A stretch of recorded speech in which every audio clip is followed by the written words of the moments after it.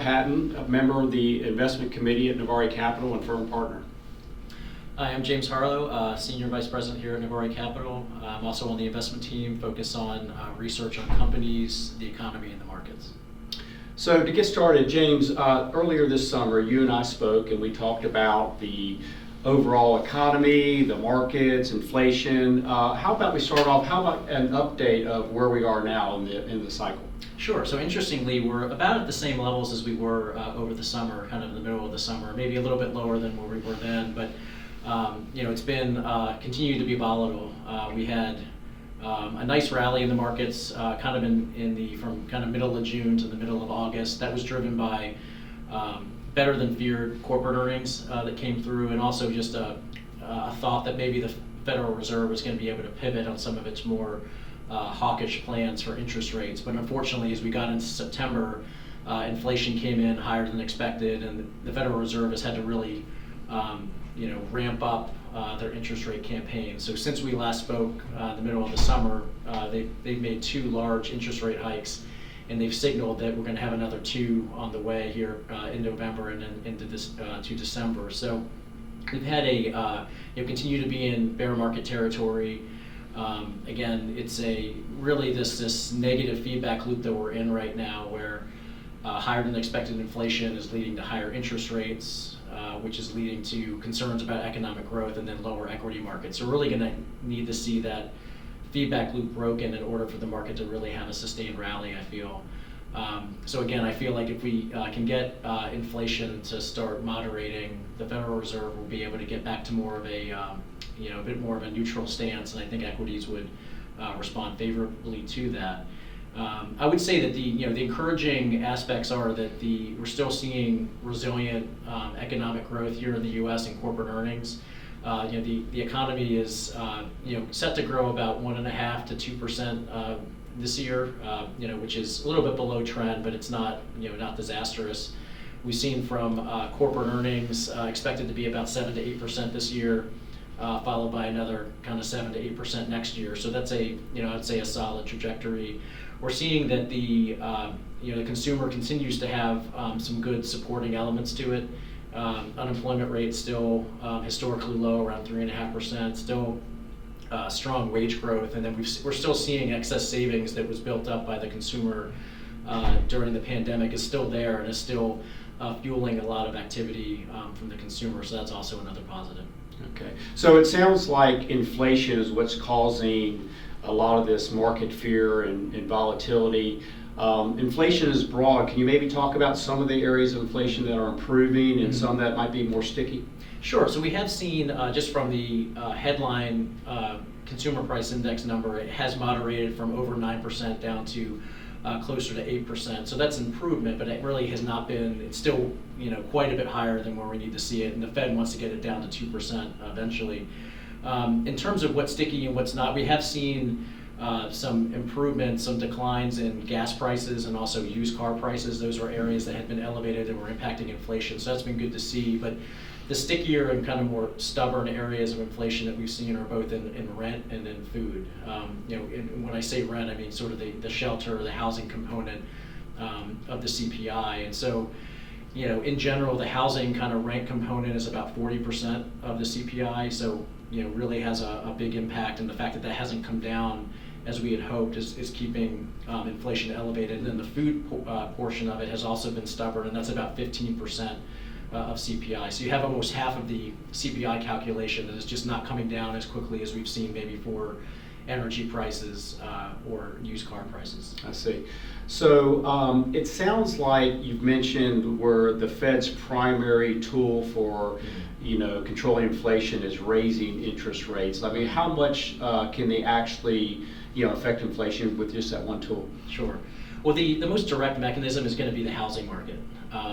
We've seen, if you look at the 30-year, fixed mortgage rate, on average, it's about 7% now. At the beginning of the year, that was 3%. So that's a big move in mortgage rates, and that's going to, naturally slow housing activity. At the very least, it'll stop the rapid rise in housing prices that we've seen.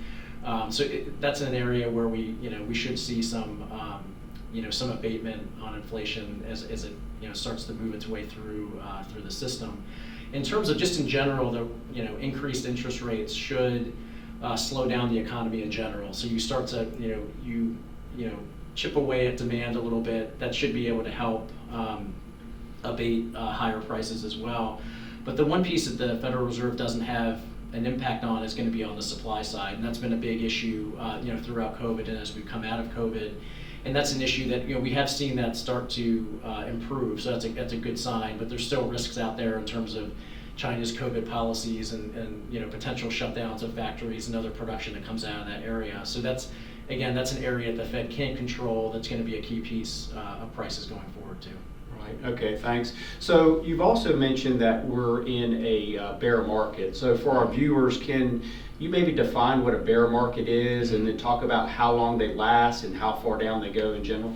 Sure. So a bear market is defined as a decline of 20% or more from recent highs. So in our case, the S&P 500 hit a high in early January, and we dipped into bear market territory in mid-June, and we've remained in that territory ever since. So we are currently in a bear market.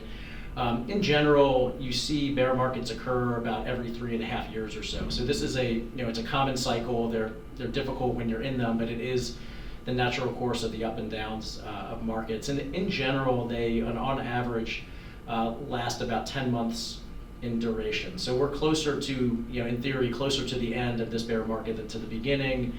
Really, it's going to be different depending on the circumstances, but that's in general about 10 months or so.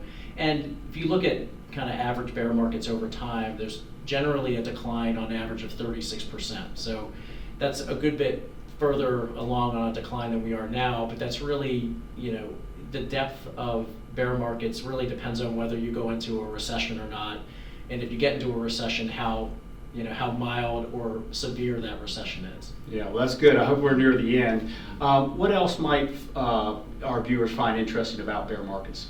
Sure. One thing that we've looked at that's interesting about bear markets is that about half of the strongest return days for the S&P 500 over time have occurred during bear markets. So that just kind of shows you that even in difficult markets like now, there's a lot of gains that can be made, and it just kind of shows you that you need to it's important to keep a long-term perspective when investing, because if you try to time the market and you get in and out at the wrong times, you're going to miss out on some of these more significant up days. Yeah, we've seen some recent volatility where we've had some big up days.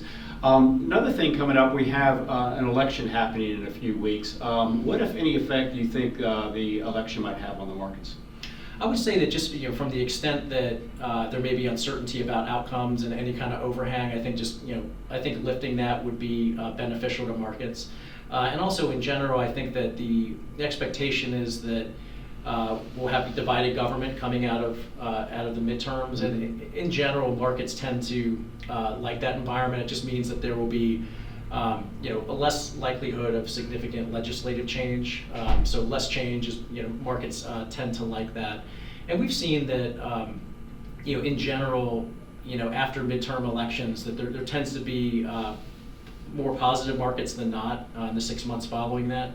So that's something to kind of keep in mind. But I would say that in our current environment, that the market's going to be a lot more focused on inflation, the Fed's reaction to it, earnings, economic growth. I think those are going to be a lot more important to the direction of the markets than the midterm outcome.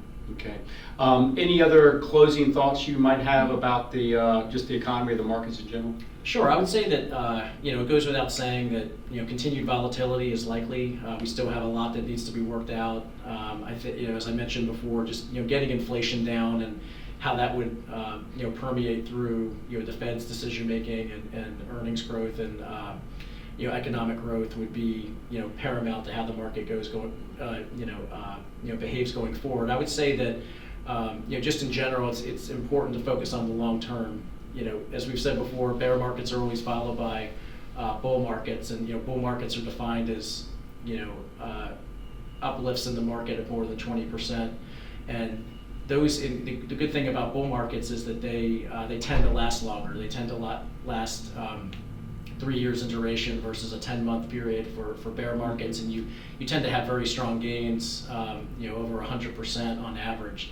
So it's just important to, like I said, to stay with a focus on the long term. And here at Novare, we're focused on strong companies with a lot of interesting attributes, good balance sheets, management teams, profitability, good competitive market positions, and we feel like over the longer term that's going to be beneficial to our clients. James, thank you for your time today. Hey, thank you.